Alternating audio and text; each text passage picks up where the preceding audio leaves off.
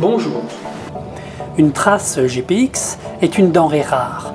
Il y a ceux qui la vendent, ceux qui les gardent secrètes comme des coins à champignons, ceux qui en font la collection. Alors je voudrais vous apprendre à faire vos propres traces et je vais vous expliquer pourquoi c'est bien mieux.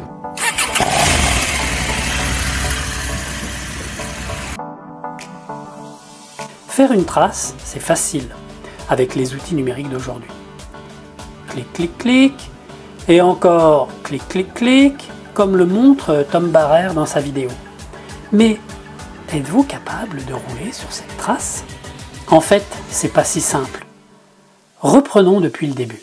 La première chose à maîtriser quand on fait un tracé sur un écran, c'est le relief, que l'on va découvrir grâce aux courbes de niveau.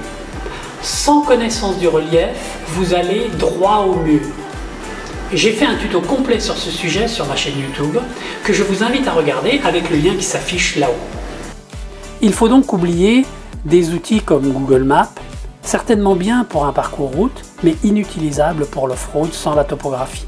Il existe un grand nombre d'outils numériques, plus ou moins gratuits. En fait, l'offre est pléthorique, voyez un peu. Moi j'aime bien Visu GPX ou GPX Studio qui permettent de tracer, modifier et d'exporter facilement une trace GPX à partir de son ordinateur, comme on le verra dans l'exemple tout à l'heure.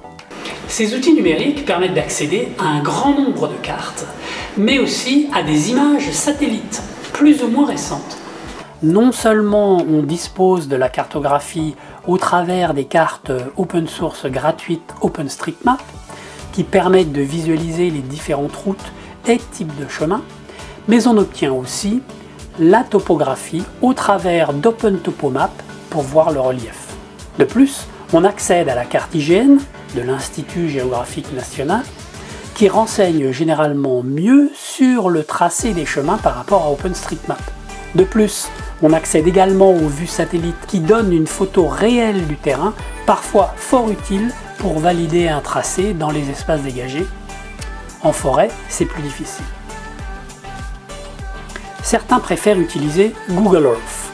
Cela nous donne seulement l'impression du relief, sans aucune information sur le type de chemin parcouru, et le tracé des chemins est très aléatoire, surtout quand il passe dans des zones boisées. Voici deux exemples flagrants. Je ne recommande donc pas l'utilisation de Google Earth.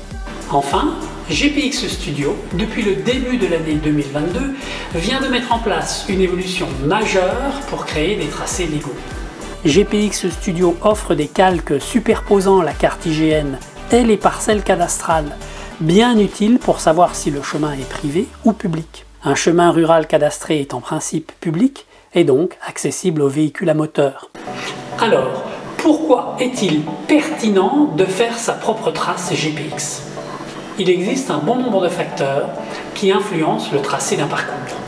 Des facteurs externes et certains qui vous sont propres. La météo et les saisons, pluie ou soleil, neige et glace vont influencer votre parcours.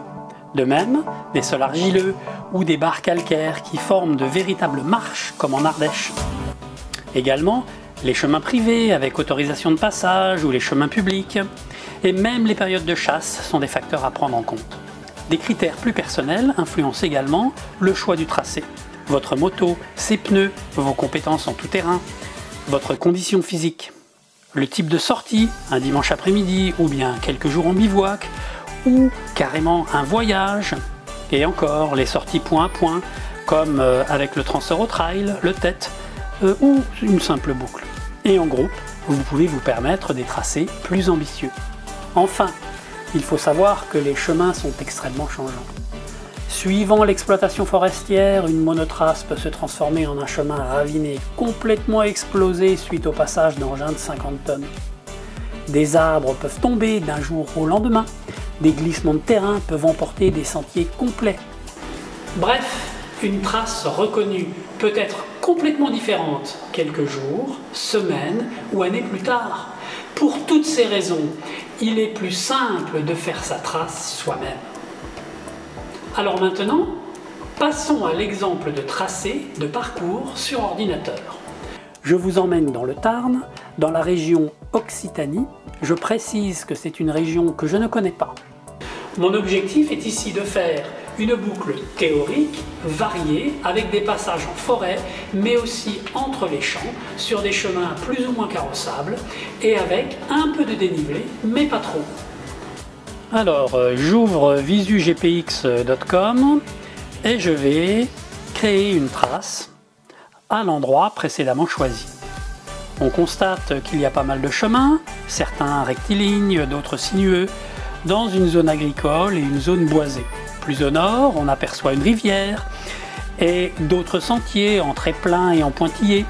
Et au sud de Murasson, sur la gauche, il y a encore des chemins sinueux pour revenir vers Bar à l'est. En fait, on va pouvoir faire une boucle en passant par un certain nombre de chemins. La première chose à faire, c'est se mettre la carte topographique. Et à partir de là, on se rend compte que les chemins sinueux sont situés sur une pente. Les courbes de niveau montrent une descente de 900 à 600 mètres jusqu'à la rivière. Passons à la photo satellite pour confirmation et on voit bien les zones agricoles avec des chemins rectilignes et ceux en pente dans la forêt. Il y a eu une activité forestière avec coupe d'arbres, il faudra être vigilant dans cette descente, mais les chemins sont bien marqués, au moins à la date de la photo de 2020. Pour commencer un tracé, revenons sur la carte topo. Je démarre en bas à droite et grâce au routage automatique choisi en mode VTT, VisuGPX va coller le tracé exactement sur le chemin choisi.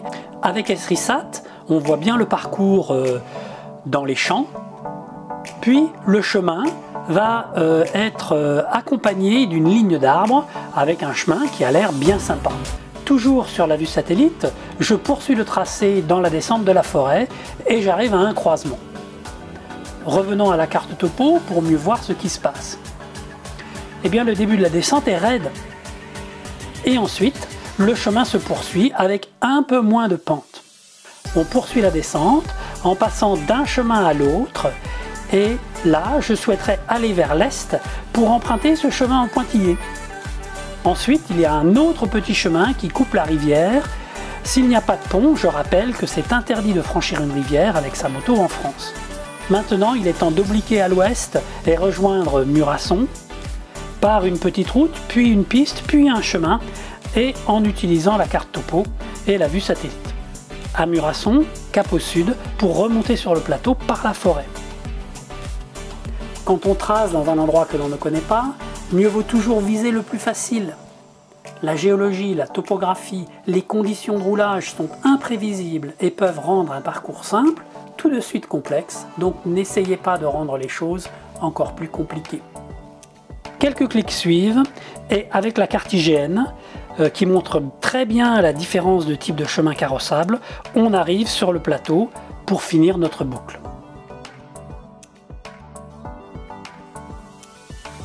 Maintenant, je nomme la trace Off-Road Adeveride, Bar 22 km, que je sauvegarde. Cette trace est disponible sur Wikiloc et j'invite tous les trialistes locaux à la valider. Merci à vous d'avance. Votre trace GPX est faite, il faut la transférer sur votre GPS favori.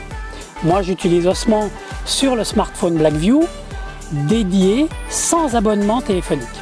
En effet, tout smartphone dispose de la fonction GPS intégrée et vous permet de vous localiser sur une carte dès que vous démarrez votre smartphone.